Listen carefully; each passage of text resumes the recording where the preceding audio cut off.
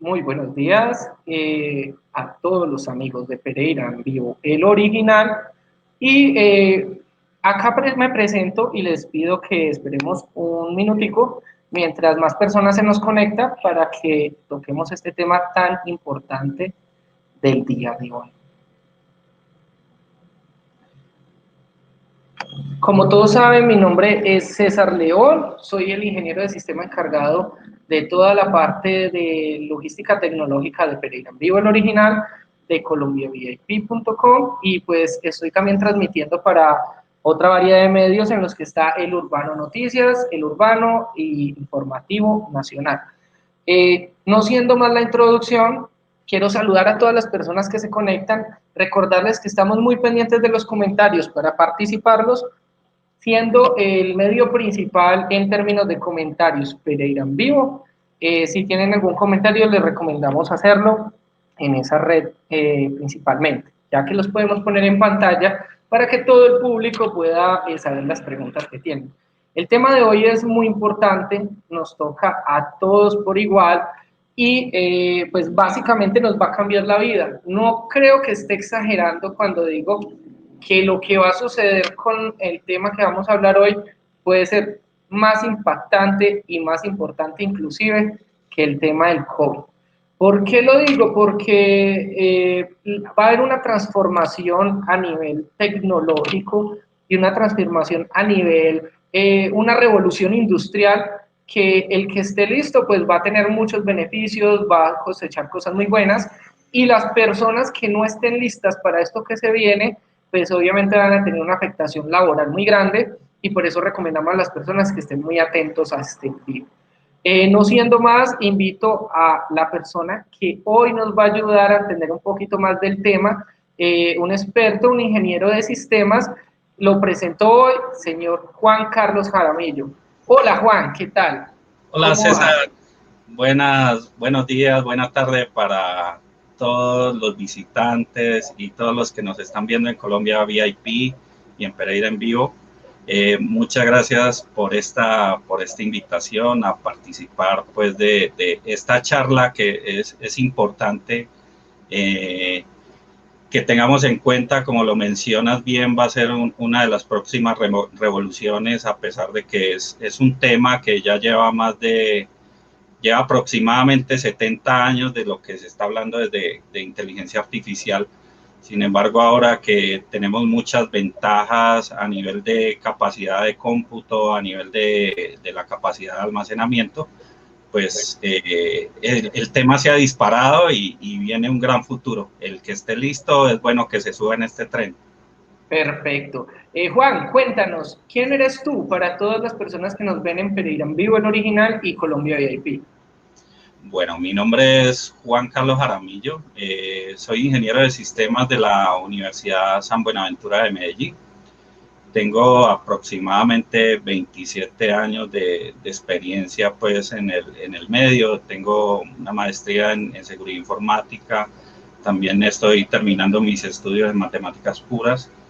Y también he tenido la oportunidad de participar en varios proyectos alrededor de los 90, alrededor de redes neurales artificiales para identificación de caracteres, identificación de escritura a mano, procesamiento de OCRs. Ahora trabajo para una empresa llamada Genesis, que el nombre, muchos amigos se ríen y hacen mofa de esto porque Genesis lo relacionan con Terminator y con el lado de inteligencia artificial, y como estamos trabajando con bots que sirven de respuesta automática, ya sea en páginas web, en bots de chat, en bots conversacionales para llamadas telefónicas y ser usados en contact centers, pues también lo relacionan con esto. Entonces, piensa que va a Básicamente, disparar la próxima Skynet. básicamente hay que contextualizar a todas las personas que nos están viendo este chiste, lo que pasa. Por ahí mi esposa siempre me hace esa burla a mí, cuando yo me río de este tipo de cosas, dice los ingechistes. Pero entonces contextualicemos al público. Lo que pasa es que en la película Terminator, en una de las últimas, la empresa que empieza todo este problema de los robots que se ponen en contra de los seres humanos, una de las involucradas se llama Genesis, ¿cierto? Correcto. Y básicamente la empresa en la que trabaja Juan Carlos Jaramillo, nuestro ingeniero de sistemas que trabaja con inteligencia artificial, se llama Genesis. Entonces esperemos no hagan robots que nos maten, no, bueno, no seamos tan trágicos. Voy a agradecerle a las personas que se han estado conectando, a la señora Gloria Giraldo, Claudia Hernández y Clara Mercedes Arcila López, Cristi María Muñoz. Muchas gracias por saludarnos, muchas gracias Diana León por saludarnos, qué bueno que ya tenemos pues en línea una buena cantidad de personas y ahora sí empecemos con el tema caliente. Inteligencia artificial, ¿es un peligro o es algo bueno para la humanidad? Juan, cuéntanos. Mira, el tema de inteligencia artificial, primero que todo es importante entender lo que es inteligencia y la inteligencia artificial se divide en dos ramas importantes. Una de ellas es la que estamos viendo que hay el boom ahora y con la que se han desarrollado muchas soluciones y tecnologías, que es las que estamos viendo en el mercado.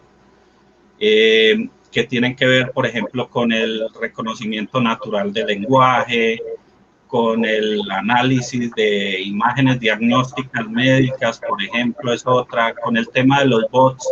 Esta inteligencia artificial que estamos viendo ahora se llama inteligencia artificial, en inglés se conoce como narrow o restringida, un poco restringida, ya que está específicamente orientada a solucionar un problema, ¿cierto? Un problema en particular. Pero hay otra rama de la inteligencia artificial, que es la que, con la que se han creado todos estos mitos alrededor de la ciencia ficción, y es la inteligencia artificial general.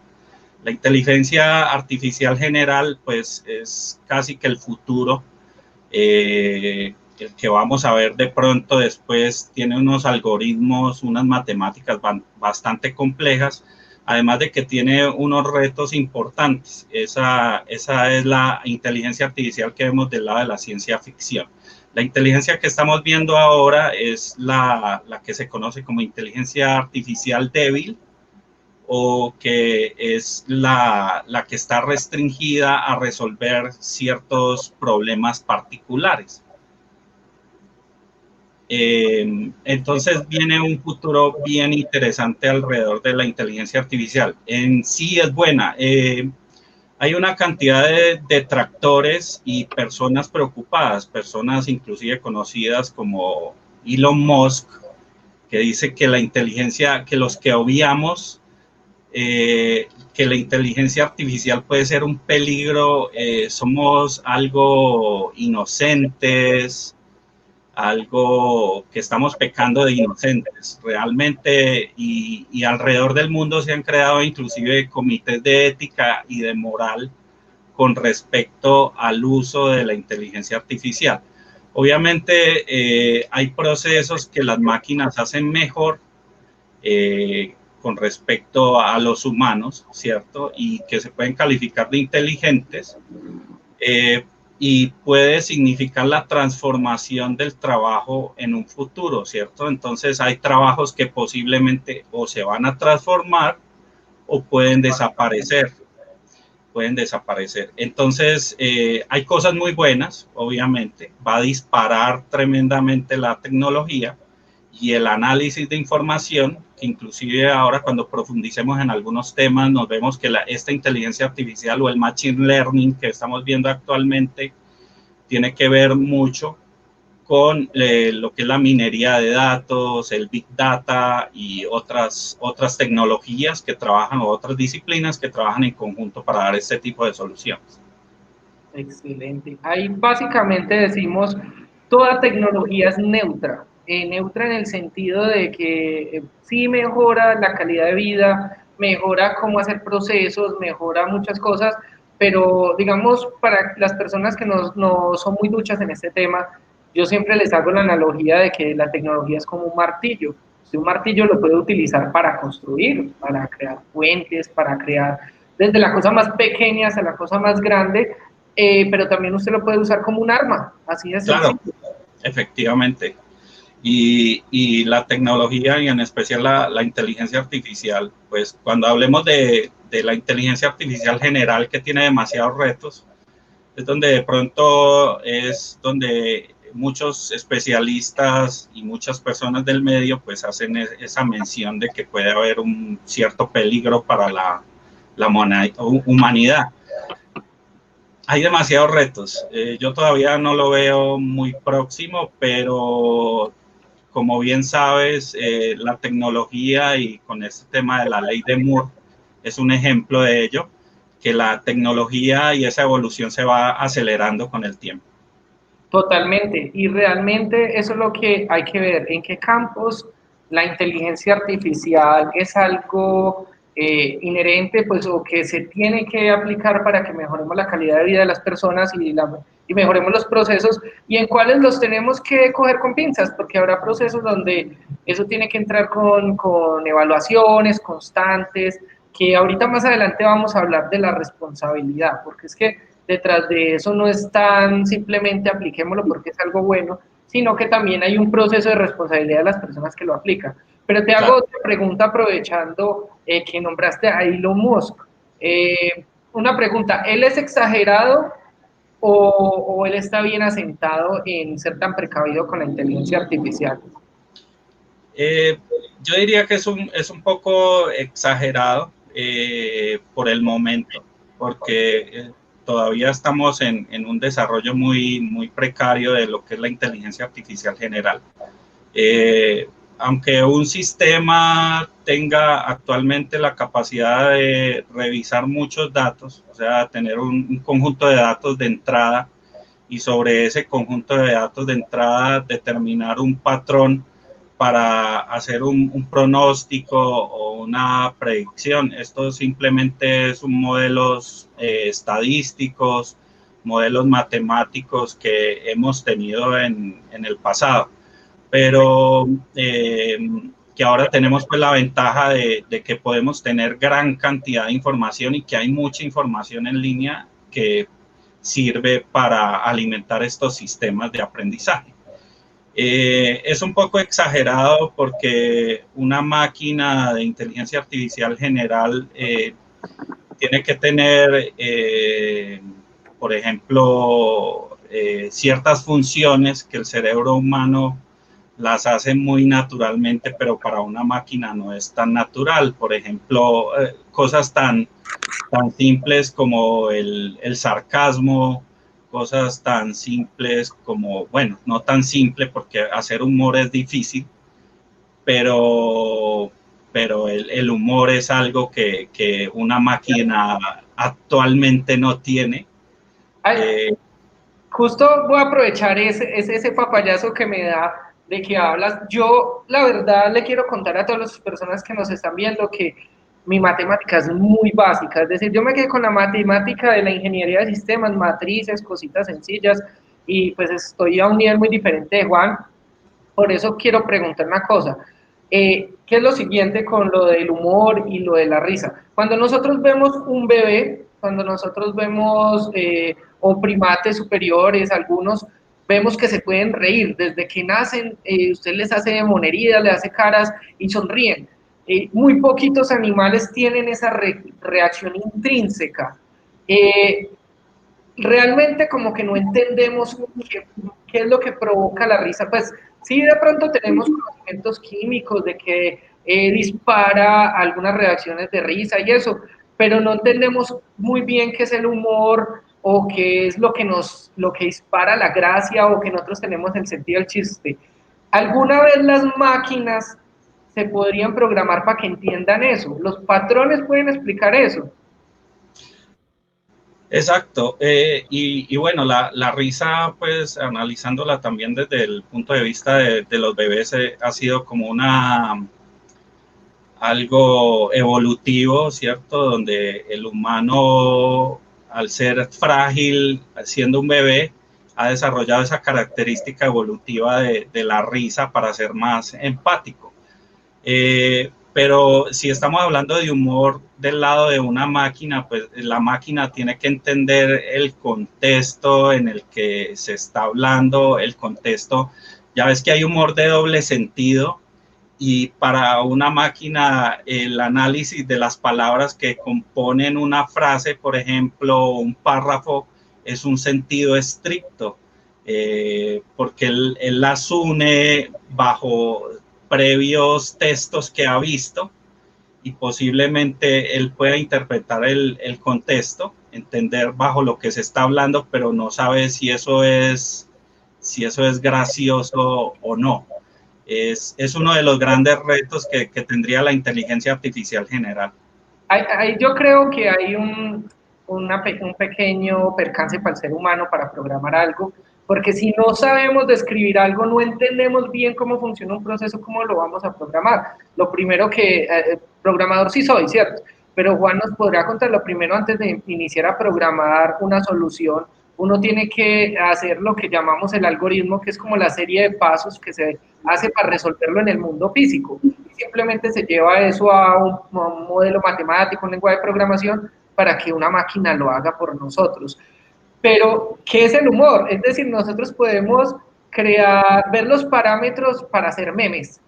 Todos sabemos qué es el concepto de meme y nos hemos reído con los memes.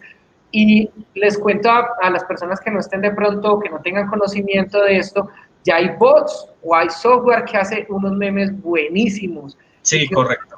Uno no cree que lo hizo una máquina, venga, ¿cómo va a entender? Pero ¿cuál es la diferencia? Que el que hace el meme, mientras lo está haciendo, se está riendo, porque que lo que quiere expresar le genera... Porque lo entiende. Todavía no entendemos, la máquina no, la máquina está siguiendo una serie de patrones que identificó que le causan risa al humano, pues que la gente los metió como parámetros al objetivo a seguir y lo cumple y lo hace muy bien porque pues entrenó bien.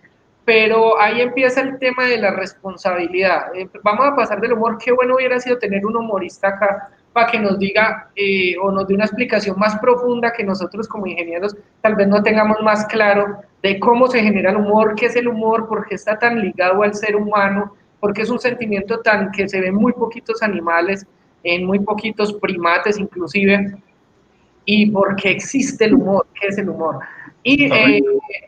Y más allá, ¿cómo es el proceso de crear humor? Yo sé que hay una parte donde usted cuenta una historia, que todo el mundo se relaciona, y luego tiene que haber un giro brusco de una sorpresa, para poder de que uno sienta o miedo, o terror, o vergüenza, o un sentimiento que le active a uno para que uno después se ría de eso. Pero eso no es tan fácil de programar. Voy a aprovechar un segundito para saludar a algunas personas que nos han saludado. Muchos saludos, Luis Quiguanas, es un entrenador físico, una persona muy importante acá en la ciudad de Pereira. Muchos saludos a Liliana León y a Víctor Manuel Alzate del equipo de Pereira en Vivo el Original, es nuestro periodista de todo el tema judicial. Caballero, pues tomando el tema, ¿qué tal si vamos a un video para ilustrarle a las personas este tema que estamos hablando? Tengo por acá un video chévere sobre el que podemos comentar un par de cosas y es de Google. No siendo más, pongámoslo, pestaña de Chrome y Google presentó. Si de pronto el audio no se oye perfecto o algo, me avisas. Listo. Voy a poner el video en 3, 2, 1. Even in the US, 60% of small businesses don't have an online booking system set up. Let's say you want to ask Google to make you a haircut appointment on Tuesday between 10 and noon. What happens is the Google Assistant makes the call seamlessly in the background for you. So what you're going to hear is the Google Assistant actually calling a real salon to schedule the appointment for you. Let's listen.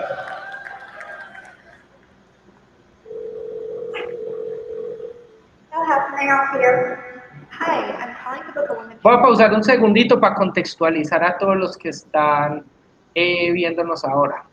Voy a poner esto más grande. ¿Y qué está sucediendo acá? Google va a hacer una llamada para reservar un corte de cabello para una dama. Voy a ponerlo, esperemos que el video sea lo suficientemente nítido para que se puedan leer los subtítulos. I'm looking for something on May 3rd. Sure, give me 1 second. Mm-hmm. Sure. What time are you looking for around? At 12 p.m. We do not have a 12 p.m. available. The closest we have to that is a 1:15. Do you have anything between 10 a.m. and 12 p.m.? Depending on what service she would like, what service is she looking for? Just a woman's haircut for now. Okay, we have at 10 o'clock. 10 a.m. is fine. Okay, what's your first name? The first name is Lisa. Okay, perfect. So I will see Lisa at 10 o'clock on May 3rd. Okay, great. Thanks. Great. Have a great day. Bye. Voy a contextualizar a las personas en el público qué es lo que sucedió en ese video. La persona acá de Google dijo, bueno, me llamo Lisa y necesito que me reserves un corte de cabello en un salón que quede cerca a las 10. Entonces el sistema hace la llamada, pero si escucharon, hubo una parte donde todo el público se rió, y es porque cuando la persona o el software llamó y dijo, resérvame un corte hasta ahora a la peluquería más cercana, y la persona de la peluquería le dijo, no lo tengo para esa hora, puedo programártelo para otra, el software, y entonces como que fue, wow, ¿cómo es que un software, en vez de decirle, ok, sí señor, puedes programarlo para otra hora, que sería lo esperado en un programa, como que sea una máquina y eso, y utiliza como gesticulaciones muy humanas, expresiones muy humanas para llegar y comunicar, porque es que los seres humanos no comunicamos solo con palabras, nosotros comunicamos con ademanes, con miradas al vacío, y eso fue lo sorprendente de esa demostración que hizo Google.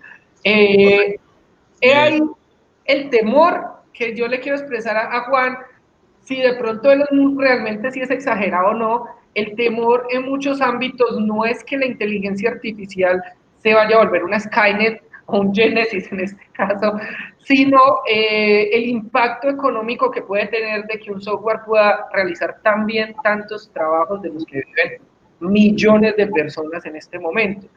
Sí, ahí hay un tema ético y moral con respecto al reemplazo de trabajos, y sobre todo en estas áreas de contact center es bastante complicado. Algunas empresas están adquiriendo estas tecnologías, y nosotros como Genesis pues también las desarrollamos. Sistemas que sirven dentro de como un agente de contact center.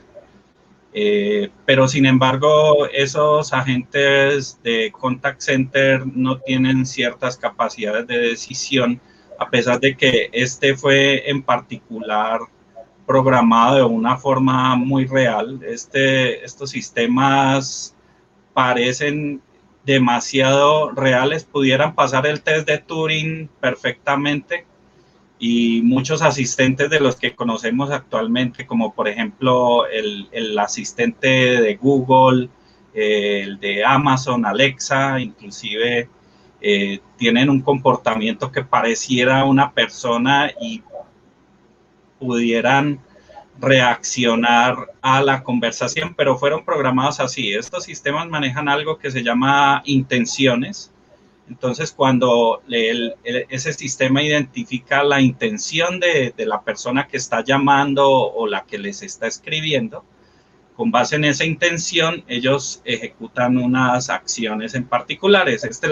Lo programaron para que fuera más empático, más tuviera esa fluidez para llevar la conversación. Sin embargo, hay casos donde inclusive hay sistemas de estos donde les aplican análisis de sentimientos para saber si la persona el que está llamando está enojado, está contento, es neutral, es un promotor, es un detractor de la empresa, y los involucran para que reaccionen frente a eso. Son sistemas realmente muy complejos, pero son sistemas inocentes. Estos sistemas, inclusive si uno conoce bien cómo están desarrollados, uno puede llevarlos en esa conversación a un callejón sin salida, donde le dicen a uno, toman un camino como por defecto dentro de la programación y dicen, te voy a transferir con mi supervisor o con un asesor. Entonces ahí es donde el lado humano también continúa participando de este tipo de soluciones, porque son aspectos que por muy bien programado o muy bien entrenado que esté el modelo, no puede hacer mucho más allá de eso. Pues la pregunta básicamente es esta. ¿Nos puede dejar una inteligencia artificial sin trabajo? ¿Qué opina de esa pregunta? Sí, hay trabajos que van a desaparecer. Estoy en lo cierto. Qué pena. ¿Sí? Si vemos, por ejemplo, las tendencias de Gartner, efectivamente hay muchos trabajos que no solo a nivel de contact center, sino a otros niveles también van a desaparecer o se van a transformar.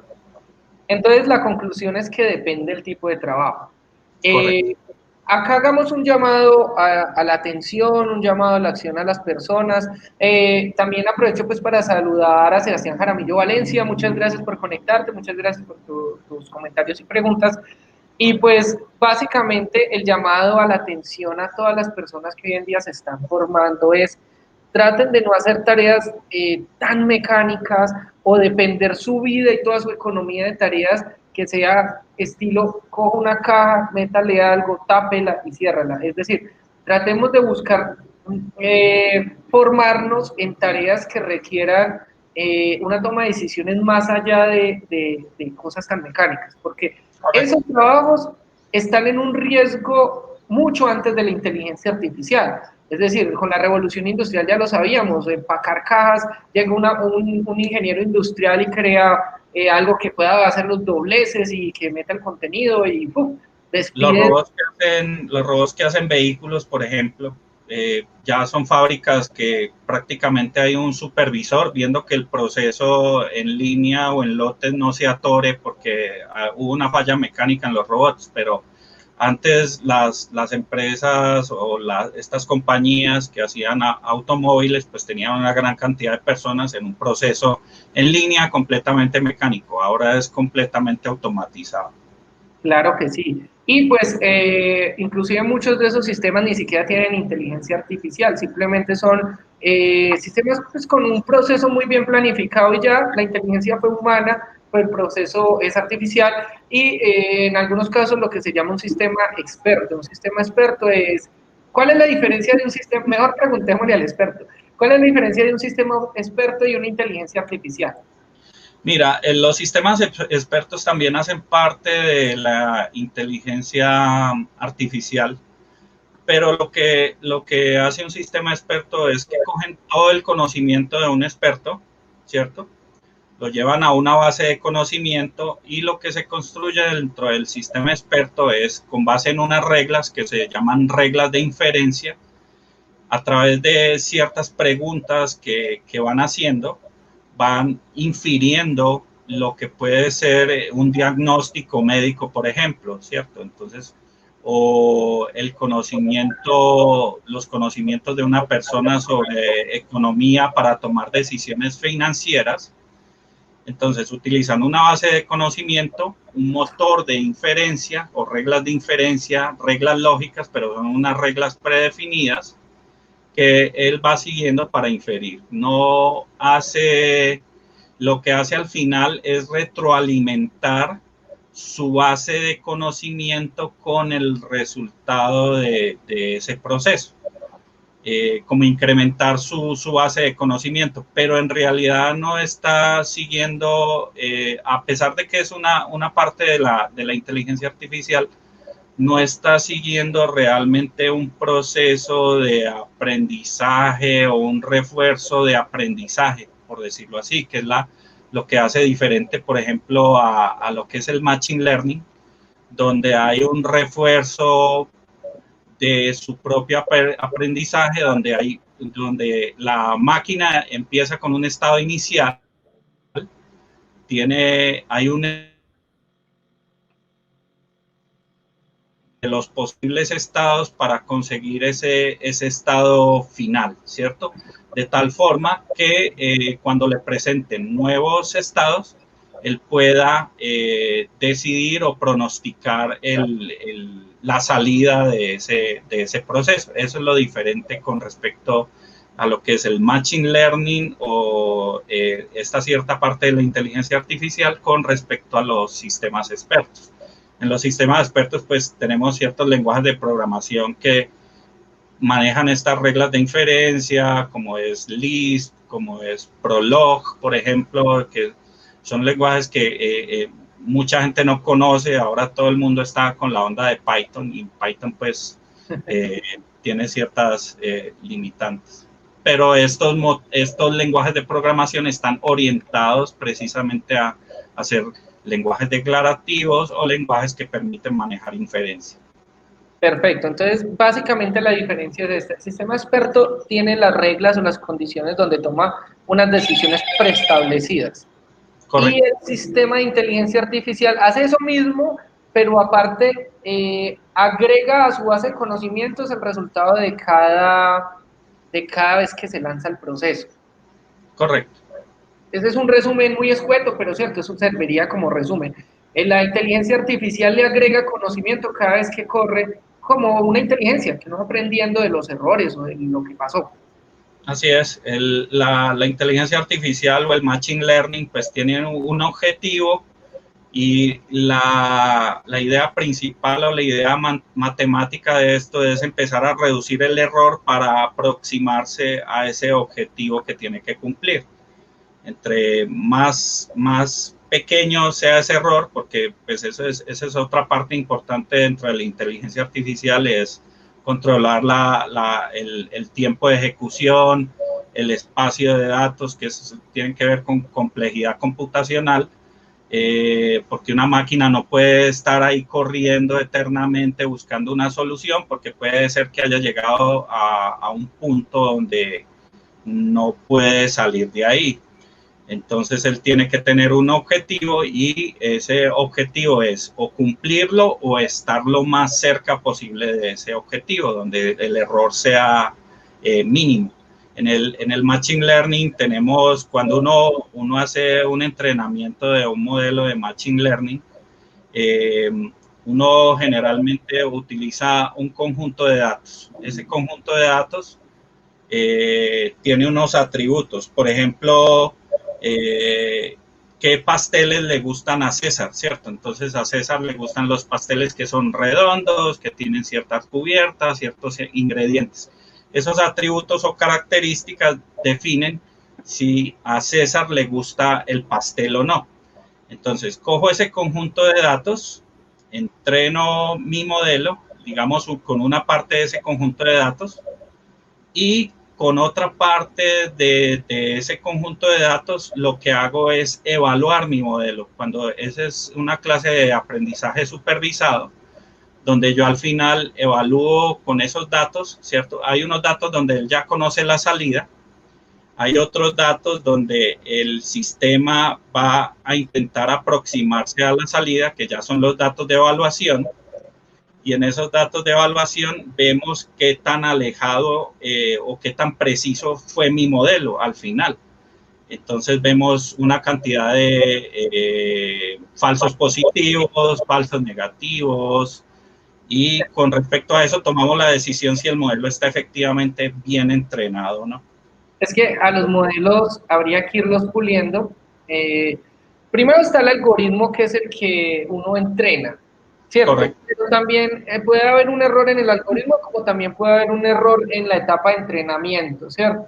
Y eso se puede dar no solamente por el sesgo de la información, porque tengo un grupo de datos con una tendencia, o para pues, ponerlo en palabras más comunes, mis datos tienen un sesgo, están afectados por la forma en la que yo veo el mundo y cómo recopilé esos datos. Voy a aprovechar para poner en pantalla un tema que es tal vez como de los más importantes que deberíamos de tocar acá. Voy a poner en pantalla la siguiente imagen.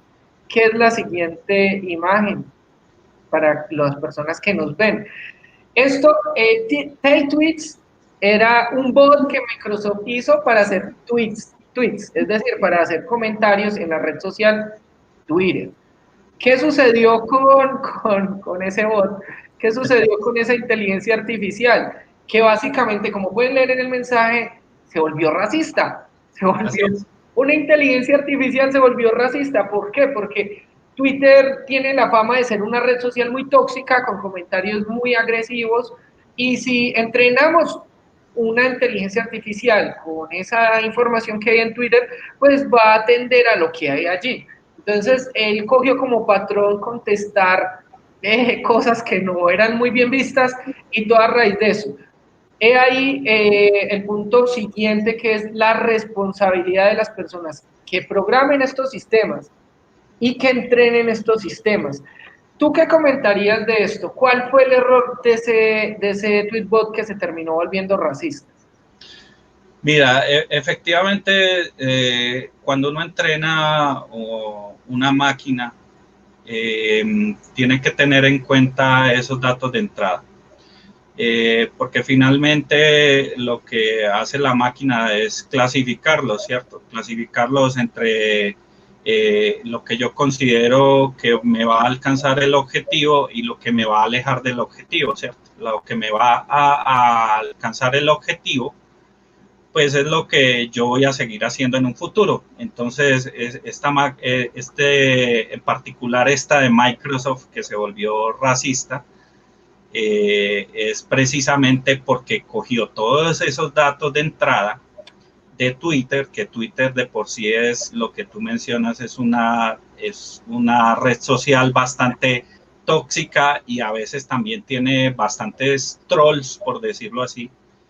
Y la mayoría de tendencias que uno ve son parcializadas, ya sea políticamente, ya sea por estos temas de raciales. Entonces, pues la máquina tomó eso y dijo, esto es lo más cercano a mi objetivo, entonces yo lo sigo haciendo. Quiero ser un Twitter famoso, me tocó volverme racista, básicamente. Quiero un Twitter que tenga bastantes retweets o que tenga bastantes likes, por decirlo así. Entonces, quiero ser famoso y publicó lo menos inadecuado posible. No, la vaina. ¿Tienes otros ejemplos que haya pasado que una inteligencia artificial haya fallado por error en los datos que se tomaron para entrenar? Hay un paper muy interesante del 2013 con respecto a lo que se debe tener en cuenta en el momento de entrenar una máquina, y era una máquina muy simple que lo único que tenía que hacer era distinguir entre un perro y un lobo, ¿cierto? Distinguir un perro y un lobo es difícil a veces para ciertos humanos. Cuando entrenaron la máquina, pues le presentaron una serie de imágenes, ¿cierto? De perros y de lobos. Cuando ya evaluaron el modelo y ya lo pusieron en producción, se dieron cuenta que estaba clasificando realmente muy mal, ¿cierto? La máquina no podía distinguir ciertos perros. Y lo que sucedió es que se definieron mal los atributos o las características de entrenamiento.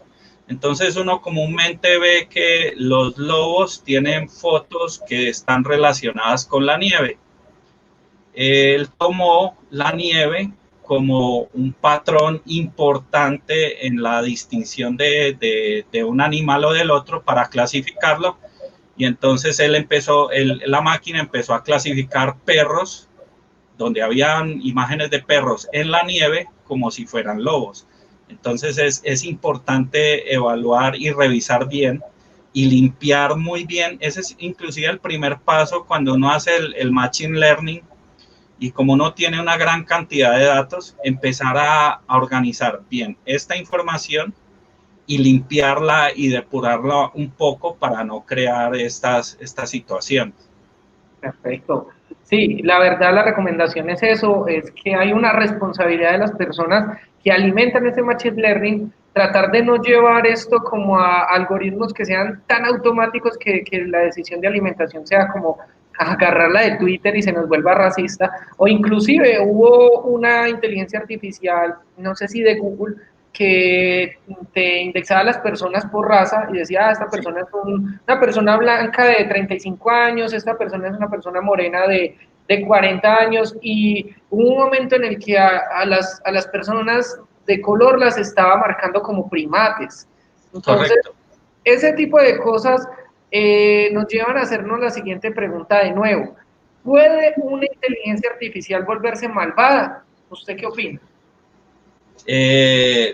La pregunta es difícil y realmente sí, puede tener unos comportamientos que no son moralmente o éticamente adecuados.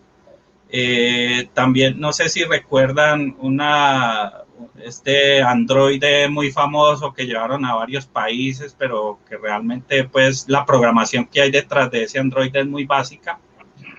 Él dijo en algún momento dado que le hicieron una pregunta que qué haría con los humanos, y él diría que colocaría a los humanos en una especie de vitrinas o zoológicos, ¿cierto? Puede ser que esa máquina haya llegado a esa conclusión de si yo tengo que proteger al ser humano, y ese es inclusive un aspecto que se vio en una película de ciencia ficción, en esta Yo Robot, donde para que el humano no se hiciera daño, porque el humano tiene cierta naturaleza también autodestructiva, entonces lo mejor para el ser humano sería privarlo de su libertad y que no tenga contacto o tenga contacto limitado con otros humanos para protegerlo, porque uno de los principios de la robótica o de las leyes de la robótica de este Asimov era de que no le hiciera daño a un ser humano, pero realmente estaba privándolo de su libertad. Entonces, puede ser... La filosofía. Hay un tema que se viene caliente pues con el tema de la inteligencia artificial y que es una ciencia que no es una ciencia dura, que es la filosofía. Me refiero a que no es una ciencia dura porque no es exacta como las matemáticas, que uno diga 1 más 1, 2 y ya, pues a no ser que estemos hablando de cuántica y otras vainas, sino que requiere analizar por fuera de lo estrictamente definible en parámetros y tratar de ver por fuera de la caja. Y ahí es donde viene una cosa. Voy a aprovechar para saludar a otras personas que nos conectaron. La pregunta o el aporte de Miguel Ángel. Miguel Ángel fue una persona que nos colaboró en un en vivo anterior y nos dice, los vehículos de Tesla confunden los logos de Burger King con señales de algo. Y la empresa aprovechó este fallo. ¿Qué va a suceder ahí? Que la gente se va a aprovechar de esos para fines publicitarios, para fines comerciales, la gente se va a aprovechar mucho de esos sesgos de la información de entrada de estas máquinas. Otra persona, buenas tardes, acaba de entrar por primera vez, no sé cuál es el tema. Miguel Ángel, estamos hablando, Miguel Ángel Cubides, estamos hablando de la inteligencia artificial, de cómo esto nos puede afectar, se puede volver malvada una inteligencia artificial, nos va a dejar sin trabajo. Todos esos temas y preguntas, si te perdiste los 44 minutos anteriores de esta charla, puedes esperar a que termine el en vivo y verla desde el principio, porque la verdad es muy importante para todas las personas en ámbito laboral y en lo que se viene. Pero entonces ahí voy a tocar un tema muy importante con lo que hablan de Burger King y lo que hablábamos de que si una inteligencia artificial se puede volver malvada. Primero que todo, habría que definir qué es ser malvado. Y eso Así es una cosa difícil de... Malvado es el que mata. Sí, cierto, una persona que mata es malvada, pero si un policía mata a alguien por cuidarnos a nosotros porque nos iban a hacer daño, es malvado ese policía, ya, y no tanto. Entonces, si nosotros le decimos a una inteligencia artificial, encierre en una cárcel a todo el que mate, porque matar es malvado, o encierre en la cárcel a todos los malvados, y la inteligencia aprende que matar es algo que hacen los malvados, pues porque por Big Data llega a que la mayoría de datos dicen, el malvado es el que mata, entonces la conclusión de él va a terminar encarcelando a los policías, que no son malos o la mayoría son personas buenas, y los va a terminar encarcelando porque pues ellos en su labor van a tener que hacer esto, y lo mismo con un millón de ideas, qué es el amor, qué es la felicidad, son cosas, muchos saludos a Andreita Betancourt desde Miami, nos saludan. Hay muchas cosas que el ser humano todavía no ha podido definir en parámetros exactos. Sí. Y ese va a ser el problema de la aplicación de la inteligencia artificial. Sin idea de ser alarmista, es el hecho de que sabemos que hay gente con fines comerciales que no tienen que ser los que creen las inteligencias artificiales, sino terceros, como Burger King, que se aprovechó de ese fallo de...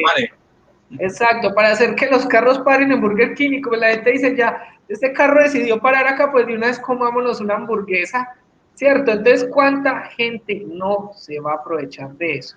Es decir, Claro. de entrenar mal a las máquinas o poner en el ambiente, es decir, la máquina toma datos de Twitter no, pongamos una red menos tóxica, de TikTok, y entonces hay una máquina tomando los TikToks. Entonces yo tengo un fin comercial y yo puedo bombardear y llenar estos TikToks de información que sesguen a la inteligencia para que me favorezca comercialmente a mí. ¿Sí? Sí. Igual como pasa, no es que les tengo el ejemplo que ya sucede. El buscador de Google no es una inteligencia artificial como tal, pues sí tiene algunos sistemas de inteligencia artificial, pero son bots, pues siguiendo, son sistemas expertos, como hablábamos ahorita, Claro. siguiendo los parámetros, unas condiciones y eso, pero los que quieren posicionar rápido bombardean de información alrededor de la que toma Google para engañarlo y subir más rápido. Yo no recomiendo eso, yo hago páginas web y mis clientes me piden posicionarlos y yo les digo, no, lo mejor es posicionarse haciendo las cosas bien, siendo honesto, dando un buen producto, por el lado lento pero seguro y por el lado lento pero honesto de las cosas. Otra gente dice, no, yo te pongo de primero en tantos meses y vale tantos millones de pesos y la gente por el afán de ganar dinero lo puede hacer, pero cuando Google se da cuenta de esto los castiga. ¿Qué conclusión nos da eso, Juan? ¿Qué vamos a tener que implementar o qué tiene que haber a nivel de la ley de los gobiernos cuando empiecen a implementarse para decisiones jurídicas, para decisiones contables o cosas más delicadas las inteligencias artificiales? Pues mira, detrás de todo este tema de inteligencia artificial, sobre todo dentro de la parte de inteligencia artificial general, pues hay comités de ética y moral que se han ido creando alrededor del mundo, como les había mencionado en algún momento. Y estos comités están encargados de evaluar todos estos riesgos y lanzar estas alertas tempranas. De todas formas, hay mucha especulación al respecto porque todavía mucha gente no sabe qué va a suceder. Inclusive hay aspectos que no sabemos cómo manejarlos dentro de un algoritmo, ¿cierto? Hay un libro muy interesante que es de alguien que fue un asesor científico y de investigación para Google y que fue el primer creador de un OCR que se llama Ray Kurzweil. Él tiene un libro que se llama Cómo crear una mente. En ese libro se contemplan todos estos aspectos como la creatividad, la imaginación, aspectos como el humor, el libre albedrío, que pues no sabemos cómo hacerlo, pero él le busca como un camino de cómo se podría hacer. Entonces sí es importante que hayan comités que estén evaluando y vigilando en un futuro todos los desarrollos que se hagan alrededor, sobre todo de la inteligencia artificial general. E inclusive, pues los modelos de inteligencia artificial narrow que conocemos, pues también deben ser evaluados periódicamente, ¿cierto? Porque pueden estar haciendo pronósticos que no son adecuados a pesar de que su entrenamiento nos dé un nivel de precisión por encima del 90%. Vale, perfecto. Es que eso es claro. Hay varios personas acá comentaron, inclusive José Valencia en la red Colombia VIP nos comentó, creo que todo depende de quienes programan los sistemas, como dice el ingeniero Juan Carlos. Quisiera saber su opinión acerca del tema de las armas manejadas por IA, un tema que ha sido caliente y que ni siquiera el Comité de Ética de IA ha podido concluir. Gracias. Juan, ¿qué opinas de lo que nos dice José Valencia? No, realmente donde hay una decisión de vida, de las vidas de las personas, definitivamente tiene que haber un humano detrás. Inclusive los sistemas de inteligencia artificial que hacen diagnósticos médicos, que hacen evaluación de imágenes diagnósticas también, detrás debe haber un humano experto, que es el que toma las decisiones finales, ¿cierto? O sea, nosotros debemos que apoyarnos en esto como una herramienta más que nos va a acelerar la evolución tecnológica, pero no debemos darle esa responsabilidad de actuar directamente sobre la vida humana, porque para lo que una máquina pudo llegar lógicamente a decir está bien, realmente está mal y pudo haber matado a una persona con un mal diagnóstico, un mal tratamiento, por ejemplo, o en el caso de las armas nucleares o unas armas de destrucción masiva, pues puede destruir la humanidad. Es que déjame consultar un segundo. No sé si sabes esa historia de el hombre que salvó el mundo, soldado ruso.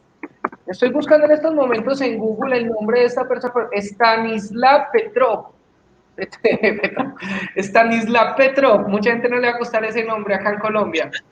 ¿Qué sucede con este hombre? Pues este hombre fue el que nos salvó de que el mundo acabara.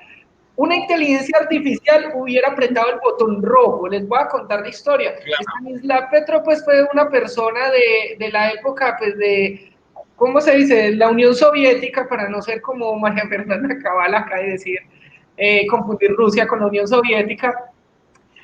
Pero, ¿qué pasó? Que había un momento en el que los radares rusos identificaron que venía un misil o se habían disparado unos misiles nucleares desde Estados Unidos a la Unión Soviética, y estos radares pues ya indicaban que era inminente, y uno de los planes en la inminencia era la carta del loco, la carta de destruirse mutuamente. Si usted me destruye a Estados Unidos, me los llevo también, es decir, nos vamos a quedar juntos, yo no me voy a dejar matar solo. Y entonces la indicación era que cuando ya se dijera, se dispararon misiles nucleares, vamos a hundir el botón rojo. Y se acabó esto, hermano, apague y vámonos porque hasta acá se contó la historia de la humanidad. Bueno, no sé si se hubiera acabado la humanidad, de pronto sobreviven algunos y estaríamos ahora con palos y piedras. Bueno, no quiero ser tan exagerado, pero bueno, la vaina fue que este hombre viendo esta alarma no quiso apretar el botón. Hasta donde tengo entendido, creo que él llamó a unos superiores y le dijeron, no, sí, tiene que hacer. Él aguantó unos minutos más de lo que se debía según protocolo y no lo quiso hundir. Y después se dieron cuenta de que los radares se equivocaron. Entonces, donde nosotros pongamos una inteligencia artificial a tomar la decisión de disparar unos misiles nucleares y el otro dispara, pues el mundo ya se hubiera acabado, ¿sí? Entonces, ahí viene otra cosa, junto a lo que dice Juan Carlos y retomando con lo que iniciamos para despedirnos, es que la inteligencia artificial es una herramienta. Como lo dijimos al principio de este programa, una herramienta se puede utilizar para el bien o para el mal. Y es muy sencillo, es como un martillo.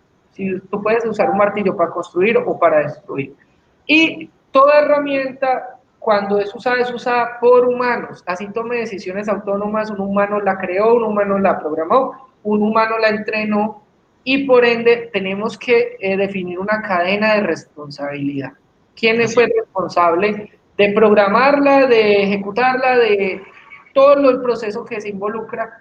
Y estas responsabilidades pues pondrán supervisores humanos. Eso va a resolver muchos de los problemas. El Comité de Ética de Inteligencia Artificial no puede tomar todas las decisiones. Tenemos que poner humanos frente a cada uno de los procesos, así como funciona la construcción. Si dejamos que todo el mundo construya a lo loco, acaban con la naturaleza.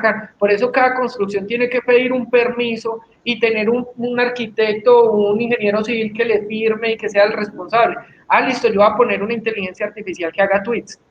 ¿Por qué Microsoft no firmó quién es el responsable de, no sé, qué proceso hay? Porque yo no oí nunca de los despidos.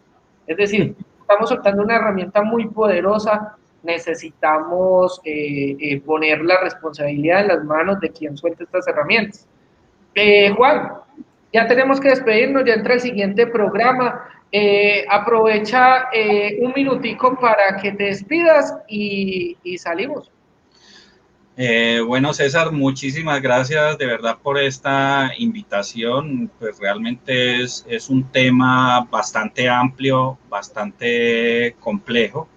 Yo invito a las personas a que empiecen a investigar, a que empiecen a hacer sus propios modelos,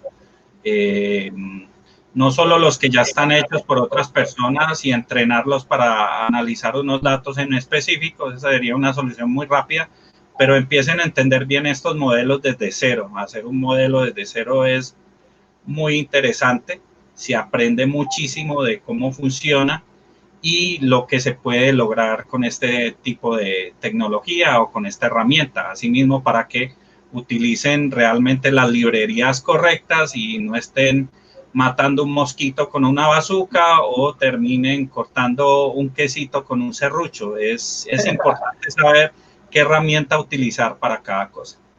No, excelente. Aprovecho yo también para despedirme con unos comentarios de la gente. Miguel Ángel García Huelvi nos dice, un juego que trata muy bien los dilemas morales sobre la IA es Detroit Become Human. Le recomiendo a la gente jugar videojuegos. Yo sé que la gente ve eso solo como un hobby, un pasatiempo, una perdedera de tiempo, pero realmente ahí se plantean dilemas filosóficos que no se tocan en otros medios de comunicación o todavía no han llegado allí. Entonces, para que tengan esa idea. También nos manda saludos Valentina Jaramillo, María Eugenia Valencia, muchos saludos para ellos, a todas las personas que estuvieron conectadas. Les agradecemos enormemente, muchas gracias por este espacio y esperamos volverlos a ver el próximo sábado a las 5 de la tarde. Muchas gracias, Juan Carlos, la verdad, todo lo que nos retroalimentaste, genial. Qué bueno en algún momento otra vez volverte a tener en el programa y esperamos seguir en contacto. Voy a dejar... Muchas gracias. Dejo en pantalla de nuevo el LinkedIn del hombre. Cualquier pues tema, duda, me imagino que empresarial de inteligencia artificial, el hombre está ahí en LinkedIn y los esperamos el próximo sábado. Muchas gracias, César. Muchas gracias. Muchas gracias.